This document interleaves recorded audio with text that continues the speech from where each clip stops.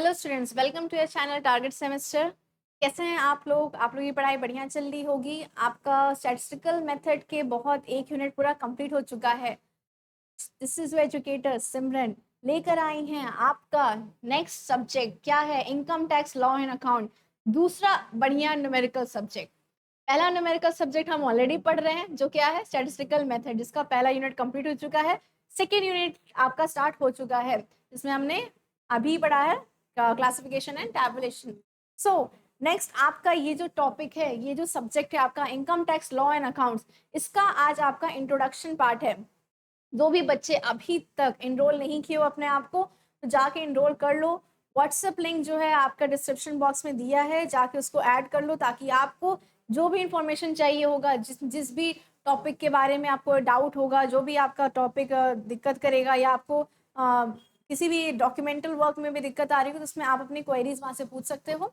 हमसे जितना बन सकेगा उससे ज़्यादा ही आपके लिए करेंगे। ओके, तो इसी के साथ स्टार्ट करते हैं। आज का आपका लेक्चर क्या है, income tax law and account. अब ये इनकम टैक्स जो सब्जेक्ट है वो क्यों पढ़ना है हमें? ठीक, सबसे पहली बात है income tax law and account. आगे लॉ भी लगा है और फिर अकाउंट भी लगा है, मतलब कहीं ना कहीं आपको नियम कानून पढ़ने हैं और कैसे इसका लेखा करते हैं, कैसे इसको बनाते हैं, कैसे इनकम टैक्स कैलकुलेट करते हैं, उसको भी आपको सीखना है। ठीक, अब वर्ष क्वेश्चन आता है कि मैम इनकम टैक्स क्यों, मतलब इनकम टैक्स क्यों पढ़ना चाहिए, इनकम टैक्स क्या है, किसको हेल्प मिलता है, कौन कलेक्ट करता है इनकम टैक्स। तो आपका आज का जो ये टॉपिक है वो शुरू होता है आपको इसी से बताने से कि ये जो इनकम टैक्स है वो जनरली कहाँ कौन यूज करता है। तो गवर्नमेंट जो है हमारी, गवर्नमेंट ऑफ इंडिया है, उसे कहीं ना कहीं से तो रेवेन्यू कलेक्ट करना पड़ेगा ना। उसको कहीं ना कहीं से क्या चाहिए, रिसोर्सेज चाहिए, उसको भी रेवेन्यू चाहिए ताकि वो किस चीज में खर्च सके।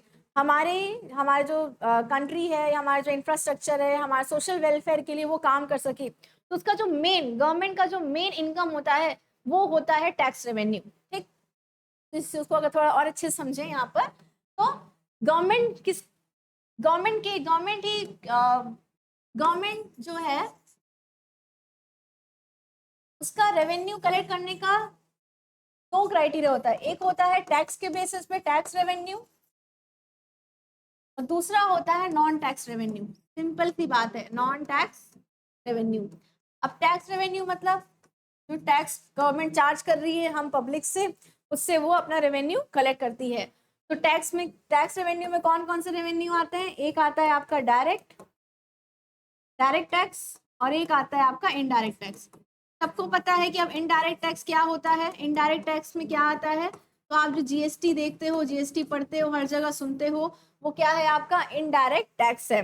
तो अब मैम ये बता दिए डायरेक्ट टैक्स क्या होता है। तो भाई जो आपका सब्जेक्ट है, जो आप पढ़ने वाले हो, वो क्या है, इनकम टैक्स जो है, जो आपकी इनकम पे जो टैक्स लगता है डायरेक्टली। डायरेक्ट टैक्स का मतलब क्या हो गया? डायरेक्टली जो कमा रहा है, जिसने वो पैसा कमाया, वो उतना उसका टैक्स काट के गवर्नमेंट को कैसे दे रहा है? डायरेक्ट दे रहा है। वही इनडायरेक्ट क्या हो गया कि आप जो भी सामान खरीद रहे हो, जो भी गुड्स खरीद रहे हो, गुड्स एंड सर्विस लिखते हैं ना, जो भी गुड्स खरीद रहे हो, गुड्स एंड सर्विस टैक्स, जो भी गुड्स खरीद रहे हो, जो भी सर्विस आपको मिल रहा है। ठीक, एंटरटेनमेंट आप जा रहे हो मूवी देखने तो उस पर टैक्स दे रहे हो, रेस्टोरेंट में जा रहे हो खाना खाने उस पर टैक्स दे रहे हो, कपड़ा खरीदने जा रहे हो उस पर टैक्स दे रहे हो। हर वो गुड्स और सर्विसेज पे इनडायरेक्टली आप गवर्नमेंट को टैक्स नहीं दे रहे हो डायरेक्ट, आप इनडायरेक्टली उस पेमेंट कर रहे हो, और उसका पेमेंट कहीं ना कहीं मैन्युफैक्चरर खुद उसको टैक्स के तौर पे दे रहा है। तो ये आपको क्या जा रहा है, ये इनडायरेक्ट वे है टैक्स देने का गवर्नमेंट को, और ये जो है डायरेक्ट वे है टैक्स देने का गवर्नमेंट को। अब नॉन टैक्स रेवेन्यू कहाँ से आ जाते हैं? तो नॉन टैक्स रेवेन्यू सिंपली कहीं से इंटरेस्ट कमा रहा हो गवर्नमेंट, ठीक, गवर्नमेंट कहीं से इंटरेस्ट कमा रहा हो, उसका आ गया। कोई पेनाल्टी चार्ज किया हो, कोई पेनाल्टी चार्ज किया हो, उससे कमा रहा हो। कोई पब्लिक सेक्टर यूनिट हो, पीएसयू हो, कोई पब्लिक सेक्टर कंपनी हो, उसके प्रॉफिट से वो कमा रहा हो, प्रॉफिट से कमा रहा हो। तो ये क्या हो जाएंगे, नॉन टैक्स रेवेन्यू और टैक्स रेवेन्यू। दो क्राइटेरिया से गवर्नमेंट जो है वो पैसा कमाती है या रेवेन्यू जनरेट करती है। फॉर रेवेन्यू जनरेट करने के लिए इतनी मेहनत कर रहा है भाई ये। ठीक, तो रेवेन्यू जनरेट करने के लिए दो ही मेन आ गया, टैक्स रेवेन्यू। टैक्स रेवेन्यू में क्या आ गया, डायरेक्ट टैक्स और एक इनडायरेक्ट। तो जो डायरेक्ट टैक्स है, मेनली आज का जो सब्जेक्ट है वो किस पे बेस्ड है, पूरी तरह से पूरी तरह से वो इस पे बेस्ड है, पूरी तरह से वो यही है कि आपको सिर्फ डायरेक्ट टैक्स के बारे में पढ़ना है, जिसका मतलब है इनकम टैक्स के बारे में आपको पढ़ना है। तो आज का जो आपका टॉपिक है वो है इनकम टैक्स का इंट्रोडक्शन। इनकम टैक्स का इंट्रोडक्शन हम देखेंगे। ये बेसिक था, इसलिए बताया गया है कि आपको पता रहे कि इनकम टैक्स कौन चार्ज करता है, किसको देना होता है हमको ये इनकम टैक्स, किस क्राइटेरिया में आता है। तो टैक्स रेवेन्यू के डायरेक्ट टैक्स में आता है इनकम टैक्स, टैक्स रेवेन्यू के इनडायरेक्ट टैक्स में आता है जीएसटी, और टैक्स रेवेन्यू और नॉन टैक्स रेवेन्यू दो तरह के रेवेन्यू है जो गवर्नमेंट जनरेट करता है for their earning and spending. खर्च करने किस पे, खर्च करने के लिए आप पे और हम पे। जो इंफ्रास्ट्रक्चर बन रहा है, जो सब्सिडी गवर्नमेंट दे रही है, ये रेवेन्यू तो एक्सपेंस भी तो बहुत सारे हैं गवर्नमेंट के, सब्सिडी आपको देना, ठीक। या आगे लिखोगे यूज क्या है इसका, आगे है इसमें, ठीक। चलो सो स्टार्ट करते हैं आज का ये लेक्चर। आपका सबसे पहला जो टॉपिक आता है कि what is tax and why it is required. क्या है टैक्स, वही लिखा है, tax is a part of an individual earning which is required to be paid to the government in order to generate revenue. Simple वही बात लिखा है जो हम अभी बता रहे थे कि टैक्स क्या है। टैक्स वही है जिससे गवर्नमेंट क्या कर रहा है, रेवेन्यू जनरेट कर रहा है, ठीक। गवर्नमेंट क्या कर रहा है, रेवेन्यू जनरेट कर रहा है। टैक्स दे कौन रहा है, जो कमा रहा है वो टैक्स दे रहा है, जिसकी इनकम वो उतना टैक्स दे रहा है, ठीक।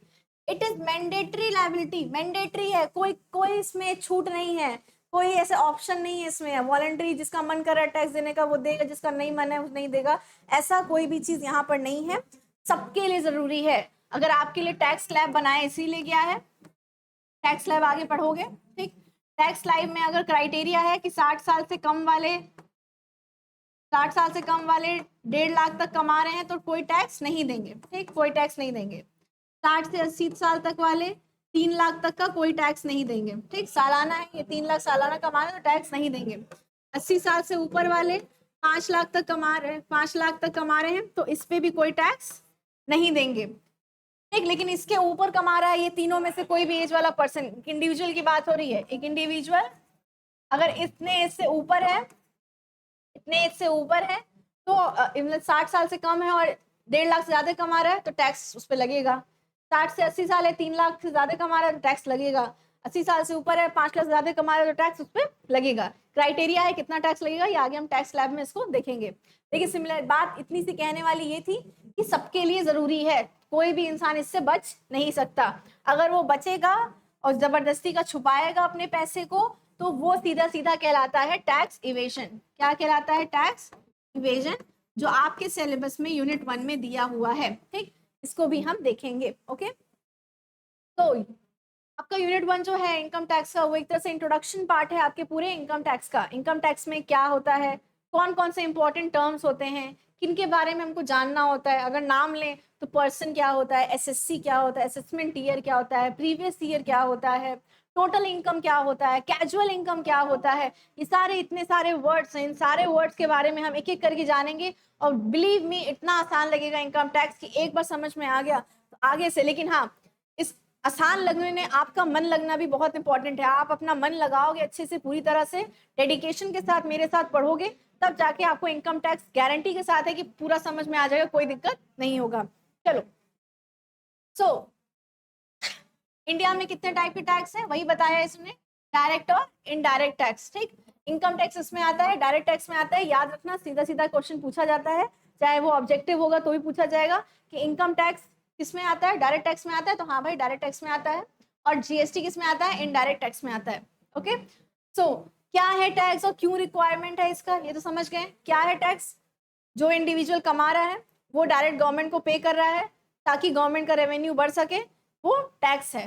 क्यों रिक्वायर्ड है, ताकि गवर्नमेंट हमारे और आप पे खर्चा कर सके, हमारे सोशल वेलफेयर को बढ़ा सके, जो सब्सिडी दे रहा है, जो भी फैसिलिटी दे रहा है वो चीज वो दे सके। राशन दे रहा है, राशन क्यों, राशन भी तो उससे खर्चे ही हैं, तो खर्चे कहाँ से करेगा जब उसके पास रेवेन्यू इकट्ठा होगा, ठीक।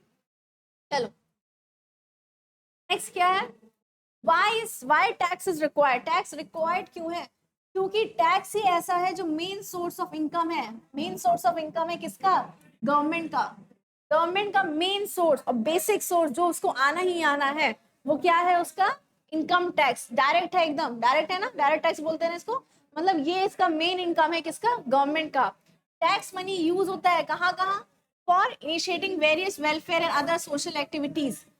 जितने वेलफेयर के लिए सोशल एक्टिविटी काम होते हैं वो इसी पैसे से होते हैं। अब वो क्या क्या है सोशल एक्टिविटीज, इसके बारे में देखते हैं।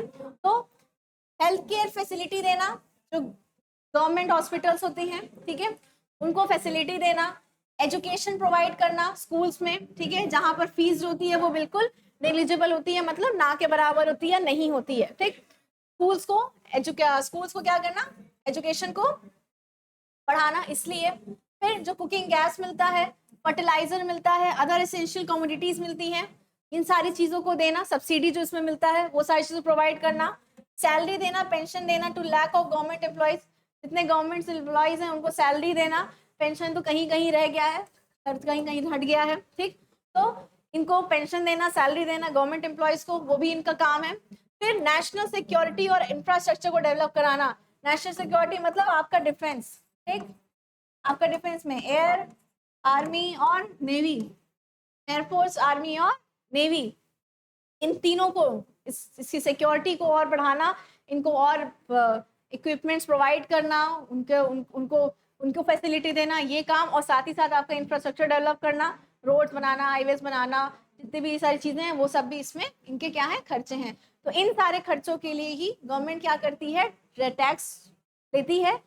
जो आपका एक नागरिक होने के से आपका फर्ज भी बनता है कि अगर आप कमा रहे हो, अच्छा कमा रहे हो, तो आपको टैक्स भरना चाहिए। आप टैक्स दोगे तो हमारे पूरी कंट्री का डेवलपमेंट होगा, हमारी पूरी कंट्री जो है वो डेवलप होगी, उसकी ग्रोथ होगी। ओके, तो ये था आपका बेसिक इंट्रोडक्शन किसका, इनकम टैक्स का। आगे और टॉपिक्स हैं जिसको भी देखेंगे, लेकिन पहले ये जान लो कि जितने लोग अभी भी रह गए हो, नहीं किए हो, बहुत सारे बच्चे हैं जो हमारे कोर्स में इनरोल हो चुके हैं।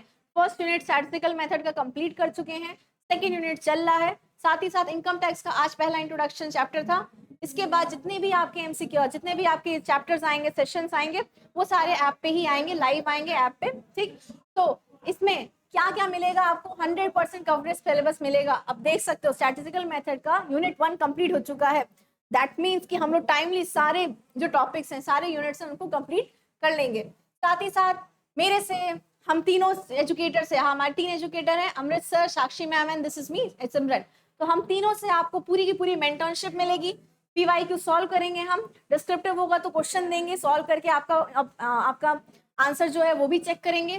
साथ ही साथ आपको 24/7 डाउट सपोर्ट मिलेगा, जो कि कैसे मिलेगा, स्टार्टिंग में कहा है मैंने, व्हाट्सएप ग्रुप को जाके ज्वाइन कर लो, आपको पूरे टाइम ओवरऑल 24/7 डाउट सपोर्ट मिल जाएगा। कितना है ये, 599 ही है। 38 जून तक करते हो, 38 जुलाई तक करते हो, जून तो खत्म हो गया ना, देख रहे हो, जून में ही रह गई हूँ मैं अभी। 38 जुलाई तक करते हो तो आपको 10% डिस्काउंट मिल जाएगा, जिसका कोड क्या है, गुरुकुल 10, ठीक। ये कोड डालोगे आपको 10% डिस्काउंट मिल जाएगा।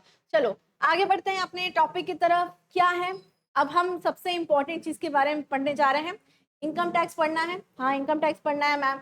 इनकम टैक्स कहाँ से आया, कैसे आया, कौन लेकर आया, पहले इनकम टैक्स कहाँ से जनरेट हुआ, स्टार्ट हुआ, मतलब ये टॉपिक, ये जो कॉन्सेप्ट है वो कहाँ से आया गया, इसके बारे में भी पढ़ना बहुत इंपॉर्टेंट है।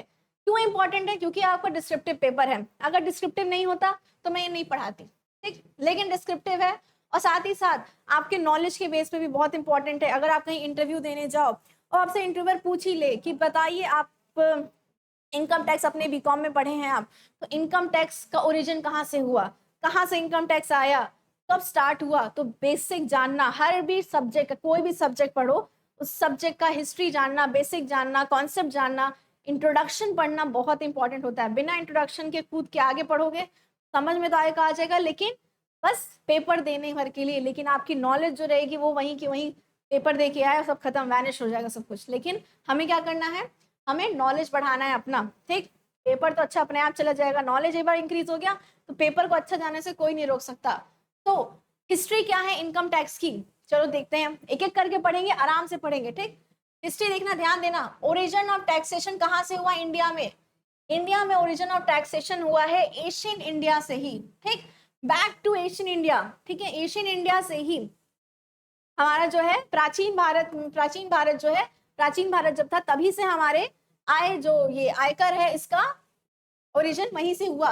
कैसे इसको फाउंड किया गया था, इन द एशियन बुक, किस बुक में मिला था, अर्थशास्त्र और मनुस्मृति, अर्थशास्त्र और मनुस्मृति ने पहले ही ये इनकम टैक्स करके कॉन्सेप्ट वहां पर दिया गया था। ओके, अब मनुस्मृति और के हिसाब से, ठीक है, according to Manusmriti artisan use to pay, कितना, देखो उस टाइम भी जितना कमाते थे उसका कुछ परसेंट टैक्स देते थे। उस टाइम से, एशियन टाइम से ही बात कर रहे हैं हम लोग, एशियन टाइम से कितना टैक्स देते थे? पे 1/5 of the profit x tax, देख रहे हो, 1/5 of the profit x tax, 1/5 अपना टैक्स के तौर पे देते थे। ठीक, फिर वेराज एग्रीकल्चरिस्ट जो थे वो कितना देते थे?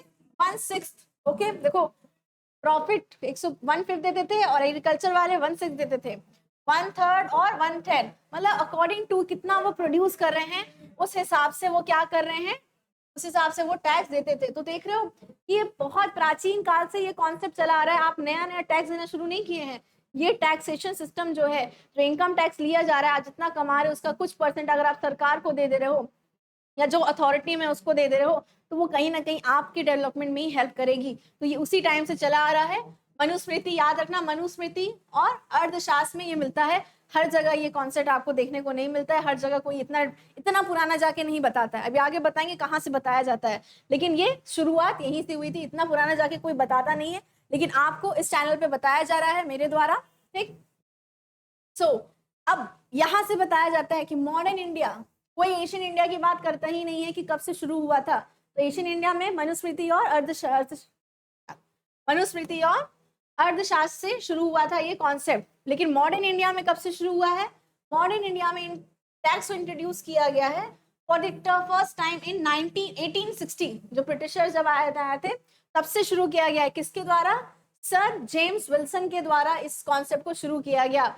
in order to meet the law sustained on account of military unity of 1856 में 1857 में जो मिलिट्री यूनिटी हुई थी, मिलिट्री को जो लॉस हुआ था उसको ठीक करने के लिए, उस लॉस को सस्टेन करने के लिए हम उस टाइम सर जेम्स विल्सन ने टैक्स लेना शुरू किया था। ओके, तो मॉडर्न इंडिया में 1860 से स्टार्ट हुआ था, किसके द्वारा? सर जेम्स विल्सन के द्वारा। किस लिए? मिलिट्री यूनिटी 1857 में जो हुआ था उसके लॉसेस को हम रिकवर करने के लिए इन्होंने टैक्स लेना शुरू किया था। This was the first income tax of modern India. ये क्या था? First income tax of modern India. याद रखना, मॉडर्न इंडिया का फर्स्ट इनकम टैक्स था। ठीक, एशियन इंडिया का मनुस्मृति और अर्थशास्त्र। ओके, तो देखो बढ़ाया यहीं से जाता है, यहीं से बताया जाता है, इसके पहले का नहीं बताया जाता है, लेकिन हम आपको उसके पहले का भी बताए हैं। तो उसके बाद क्या हुआ? Subsequently another income tax act were passed. दूसरा इनकम टैक्स एक्ट पास हुआ था कब? 1886 में। याद रखना, डेट्स बहुत इंपॉर्टेंट है। सबसे पहले एशियन टाइम में अगर बात करें, वो भी ग्रीन कलर दिख रहा होगा, विजिबल होगा, विजिबल है। चलो, एशियन टाइम में जो शुरू हुआ था तो मनुस्मृति के द्वारा हुआ था, मनुस्मृति और अर्थशास्त्र के द्वारा हुआ था। ठीक, अब मॉडर्न वाले में क्या हुआ था? मॉडर्न टाइम्स में, मॉडर्न इंडिया में क्या हुआ था? 1860 से स्टार्ट हुआ था, है ना? 1860 से स्टार्ट हुआ था। चेक कर लेते, मैं गलत तो नहीं कर रही? हाँ, 1860 से स्टार्ट हुआ था। ओके, अब 1860 के बाद कब फिर उसके बाद वापस से कुछ चेंजेस हुए थे 1886 में। 1886 में कुछ एक्ट, कुछ another some acts were being passed in 1886। साथ ही साथ 1918 में और फिर 1922 में। ठीक, 1922 में लास्ट हुआ था, जब तक ब्रिटिशर थे, जब तक income tax act 1922 was the last income tax of British India and remained in force till 1962। ये जो था, ये जो लास्ट था, लास्ट एक्ट पास हुआ था, लास्ट एक्ट पास हुआ था जो बाय ब्रिटिश इंडिया। कब तक चला था? कब तक चला था ये? 1962 तक चला था। याद रखना, 1962 तक यही एक्ट चला था। ये आपका इवोल्यूशन ऑफ इनकम टैक्स बोलो या हिस्ट्री ऑफ इनकम टैक्स बोलो, ये वही चीज बता रहा है कि एशियन टाइम में तो पहले ये था, उसके बाद इसकी कहानी कहीं खत्म हो गई थी, ये फिर कहीं एग्जिस्ट नहीं हुआ। फिर मॉडर्न इंडिया में जब ब्रिटिशर्स आए थे तो 1860 में सर जेम्स विल्सन द्वारा इनकम टैक्स के कॉन्सेप्ट को लाया गया वापस से। क्यों लाया गया? ताकि वो अपने जो मिलिट्री का जो उसका लॉस हुआ था 1957 में, उसको रिकवर कर सके। उसके बाद मल्टीपल्स ऑफ अमेंडमेंट्स हुए, इसको क्या कहते हैं, अमेंडमेंट्स हुए।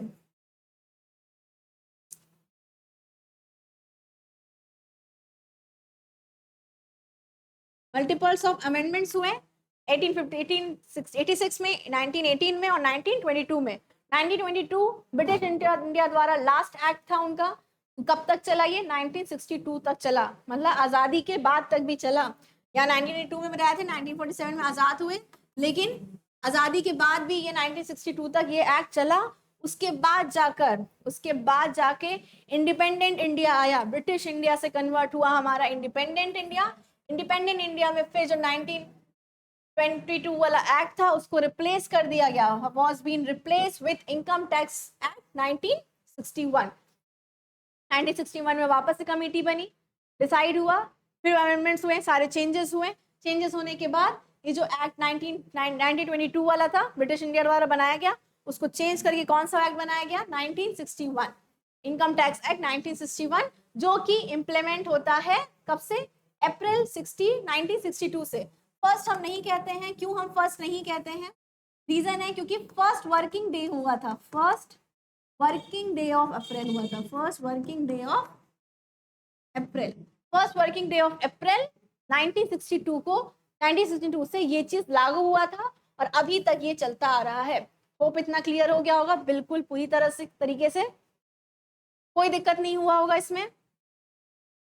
Yes yes, good, okay. तो यहाँ पर अगर इसके आगे ले चलें तो यहाँ तक तो क्लियर होगा, कब तक 1992 वाला चला था, 62 तक चला था, 61 में कमेटी बनी, दूसरा एक्ट आया गया इनकम टैक्स एक्ट 1961, उसको लागू कब किया गया, first working day of April 1962 में, 62 तक चला, 62 में लागू कर दिया गया 61 वाले को, और अभी तक वो चल रहा है। अब बात आती है कि ये कहाँ कहाँ चलता है, तो होल इंडिया पे चलता है, याद रखना ये जो एक्ट है अब पूरे इंडिया पे चलता है, इंक्लूडिंग जम्मू कश्मीर। पहले जम्मू कश्मीर को एक्सक्लूड किया जाता था, लेकिन अब क्या हो गया, इंक्लूडिंग जम्मू कश्मीर ये एक्ट चलता है, ठीक। तो since 1962 several amendments of far reaching nature have been made in income tax act by the union budget every year. अभी तक यूनियन बजट द्वारा काफी चेंजेस अमेंडमेंट्स किए जाते हैं इनकम टैक्स में, सो बस इतना ही लिखा है वो चीज। बट हम ये बताना चाह रहे हैं कि ये कब शुरू हुआ, इंपॉर्टेंट क्या था, एक्ट कौन सा है, तो एक्ट है 1961, फोर्स में कब आया, April, first working day of April 1962, ठीक है। और अभी तक ये चल रहा है, और किस पे चलता है, होल इंडिया पे चलता है, पूरे इंडिया पे, including Jammu and Kashmir, Jammu and Kashmir को इंक्लूड करके पूरे इंडिया पे ये चलता है। So this was the brief history of what, income tax law and account. Income tax का ब्रीफ हिस्ट्री है, लॉ एंड अकाउंट आपका सब्जेक्ट है, income tax law and account मतलब जिसमें आप नियम पढ़ते हो, कुछ नियम है, कानून है, और अकाउंटिंग कैसे उसको कैलकुलेट करना है ये आपको बताया जाता है इस सब्जेक्ट में, इसलिए उसका नाम income tax law and account पढ़ा है। जो कि आपका इनकम टैक्स का ये पूरा ब्रीफ हिस्ट्री था। इनकम टैक्स क्यों पढ़ते हैं हम, इसके बारे में पढ़ लिए, गवर्नमेंट क्या क्यों चार्ज करती है इनकम, क्योंकि उसको कई सारे सोशल वेलफेयर करने होते हैं। अब इसके बाद जो इंपॉर्टेंट चीज आपकी स्टार्ट होती है, इनकम टैक्स को हम किन किन हेड्स में पढ़ेंगे, किन किन तरीके से इनकम को, जो इनकम है आपका, जो आपका आय है, जो आपका इनकम है, इसको किन किन तरीकों से बांटा गया है, कितने कितने पार्ट में बांटा गया है, इसकी बात करेगा, ठीक। तो पहला पार्ट है इनकम फ्रॉम सैलरी, सैलरी के बेस पे बांटा गया है आपके इनकम को, कि जो आप कहीं अगर काम कर रहे हो, कहीं आप एम्प्लॉय हो किसी जगह के, तो उसकी जो सैलरी मिल रही है आपकी, वो किस में जाएगी, इनकम फ्रॉम सैलरी में जाएगी। नेक्स्ट क्या है, income from house property. Income from house property मतलब कोई किराए का घर है, आपने कहीं से किराए पे उसको चढ़ाया है, वहां से रेंट आ रहा है, किराया आ रहा है, तो उस इनकम किस में लिखेंगे हम, इनकम फ्रॉम हाउस प्रॉपर्टी। अगर आप कहीं बिजनेस या प्रोफेशन में हो, कोई आप बिजनेस कर रहे हो या किसी प्रोफेशन में हो, डॉक्टर हो, इंजीनियर हो या टीचर हो, ठीक है, तो इस प्रोफेशन में हो, तो आपकी इनकम कहाँ कैलकुलेट की जाएगी, income from business and profession. फिर कैपिटल गेन की बात की जाती है। कैपिटल गेन क्या होता है, अगर कोई कैपिटल मतलब कोई आपका एसेट है, कोई एसेट है मतलब कोई लैंड है या बिल्डिंग है या मटेरियल है, मशीनरी है, इसको बेच के आपको कोई पैसा एक्सेस मिल रहा है, गेन कर रहे हो, कमा रहे हो पैसा, तो वो किस में आएगा, कैपिटल गेन में आएगा। और फ्रॉम अदर सोर्स में क्या आता है, अदर सोर्स में वो आता है जो इन चारों में से बच जाता है, मतलब गवर्नमेंट आपको किसी भी तरह से छोड़ेगी नहीं, इन चारों में से जो बच गया वो अदर सोर्स में वो ला दिया जाता है। अदर सोर्स में जनरली आ जाता है कैजुअल इनकम, जो कि आप किससे कमाते हो, लॉटरी से कमा लेते हो, ठीक है, लॉटरी से कमा लिया, किसी हॉर्स रेस से कमा लिया, गेम से कमा लिया, तो वो किस में आ जाएगा, अदर सोर्स के कैजुअल इनकम में वो आ जाता है। देखो अभी बहुत ही छोटे में एक एक लाइन में मैंने इस इनकम को बताया है, but this all 5 heads includes a lot, मतलब बहुत कुछ है इसमें, बहुत कुछ, मतलब कि पूरा कैलकुलेशन है कैसे सैलरी में क्या क्या जाता है, पहले ये याद करना है हमें, कैसे कैलकुलेट होता है, कितना डिडक्शन मिलता है, किस सेक्शन के अंदर कितना डिडक्शन मिलता है सैलरी में, हाउस प्रॉपर्टी में, पीजीबीपी में, इसको पीजीबीपी कहते हैं शॉर्ट में, याद रखना, पीजीबीपी फुल फॉर्म है profit gain from business and profession, ठीक, इसका फुल फॉर्म है पीजीबीपी में, कैपिटल गेन में और अदर सोर्स में। तो ये इतने सारे आपके 5 हेड हैं जिनके बारे में हमें पढ़ना है एक एक करके। साथ ही साथ आज बता देती हूँ कि इम्पोर्टेंट टर्म्स क्या क्या हैं जो हमें आपके इनकम टैक्स में पढ़ना बहुत इंपॉर्टेंट हो जाता है।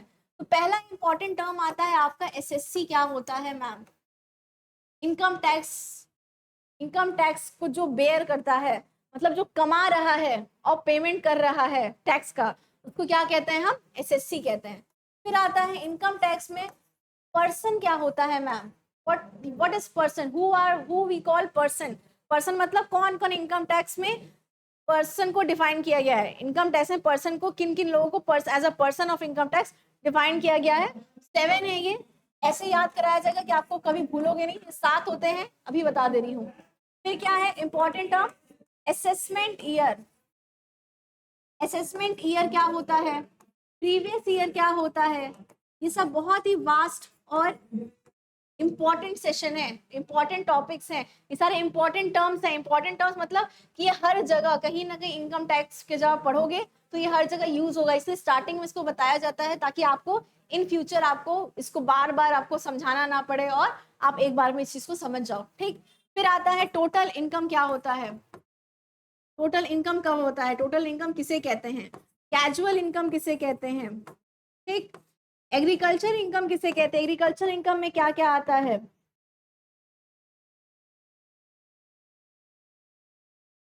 ये सारे क्या है आपके इंपॉर्टेंट टर्म्स हैं, SSC, person, assessment year, previous year, total income, casual income and lastly agriculture income, जिसके बारे में आपका डिटेल एक सेशन आएगा।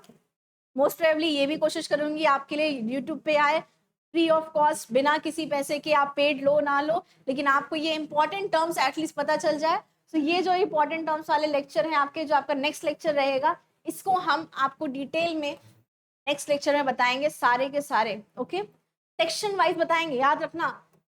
तो अब इनकम टैक्स जो हम पढ़ने वाले हैं, अभी जान लो, इनकम टैक्स जो हम पढ़ने वाले हैं उसको हम सेक्शन वाइज पढ़ेंगे। जो एक्चुअल में इनकम टैक्स का जो इनकम टैक्स एक्ट 1961 है उसमें कुछ चैप्टर्स हैं और उसके अंदर के सब सेक्शंस हैं, ठीक। तो चैप्टर और सेक्शन वाइज ही पढ़ेंगे। चैप्टर 1 में 3 सेक्शन आते हैं। चैप्टर वन जो है किसकी बात करता है, प्रिलिमिनरी की बात करता है, प्रिलिमिनरी मतलब डिटेल की बात करता है, मतलब बेसिक की बात करता है। इसमें सेक्शन 1 आता है, सेक्शन 2 आता है और सेक्शन 3 आता है। अब सेक्शन 1 क्या बताता है कि कब हमारा इनकम टैक्स कमेंसमेंट में आया, कब कमेंसमेंट में आया और कब तक वो चलता है, कहाँ कहाँ वो चलता है, किस एक्सटेंट तक चलता है। तो कब कमेंसमेंट में आया सब जान गए हो, आज बता ही दिया है ब्रीफ कैसे आया, कौन लेके आया, 1961 में एक्ट बना था, 1962 से लागू हुआ है, होल इंडिया पे लागू होता है। पहला सेक्शन जो है वो इसी के बारे में बताता है। तो सेक्शन वाइज हम पढ़ेंगे ताकि आपको याद भी सेक्शन वाइज आराम से हो जाए, कोई दिक्कत ना हो जाए, एग्जाम में सेक्शन वाइज से करके लिखोगे बहुत अच्छा मार्क्स गेन करोगे। सेक्शन 2 क्या बताता है, आपको डेफिनेशंस के बारे में बताता है, ठीक, आपको मल्टीपल्स और डेफिनेशंस के बारे में बताता है सेक्शन 2। और सेक्शन 3 किसकी बात करता है, प्रीवियस ईयर की बात करता है। प्रीवियस ईयर का डेफिनेशन जो है, प्रीवियस ईयर का डेफिनेशन किस में दिया गया है, सेक्शन 3 में दिया गया है। अब प्रीवियस ईयर क्या होता है, प्रीवियस ईयर कब प्रीवियस है, प्रीवियस ईयर के एक्सेप्शंस क्या हैं, ये सारे डिटेल में हम, क्योंकि ये बहुत इंपॉर्टेंट टॉपिक है और सारे बहुत इंपॉर्टेंट है, ये सभी बहुत इंपॉर्टेंट है। ऐसा नहीं कि हम कह दें कि ये बस 4 ठो पढ़ लो बाकी छोड़ दो तो सब ठीक है, ऐसा नहीं है, सारे इंपॉर्टेंट है, इसीलिए सब पे ध्यान देंगे हम। तो चैप्टर 1 से शुरू करेंगे इन 3 सेक्शन के बारे में, जितने डेफिनेशन है, मतलब ये इन सबके डेफिनेशन किसमें दिए हैं, सेक्शन 2 में दिया है, सेक्शन 2 में दिया है इन सबके डेफिनेशन के साथ जो एक्ट में लिखा गया है वैसे ही पढ़ेंगे, इसीलिए इसको नाम क्या है, income tax law and account. पहले लॉ पढ़ेंगे, फिर कैसे कैलकुलेट करते हैं उसका अकाउंटिंग देखेंगे। ओके, तो this was the introduction part of your today's income tax law and account subject. आज एंड करते हैं इसको, और नेक्स्ट आपका जो टॉपिक्स है, जो इम्पोर्टेंट टर्म्स हैं, उससे शुरुआत करेंगे, और उम्मीद करते हैं कि इंट्रोडक्शन पार्ट आपको बहुत अच्छा लगा होगा। जो भी बच्चे नए हैं, काइंडली प्लीज मुझे बताया करो कि कैसा लगा है, कमेंट करके बताया करो। जो नए हो लाइक कर लो, सब्सक्राइब कर लो, ताकि जो फ्यूचर में आने वाले, जो भी इनमें लाने वाली हूँ, दूसरा इंपॉर्टेंट टर्म्स का भी यूट्यूब पे ही लेकर आऊंगी। इंपॉर्टेंट टर्म्स की जो भी हैं उसका वीडियो भी आपका यूट्यूब में आएगा, वो भी बहुत इंपॉर्टेंट सेक्शन रहेगा, तो उसका इन्फॉर्मेशन आपको मिल जाए, नोटिफिकेशन आपको मिल जाए, इसलिए आप सब्सक्राइब कर लो और कमेंट करके जरूर बताया करो कैसा लगा है। ओके, सो एंड करते हैं class. Take care and good bye.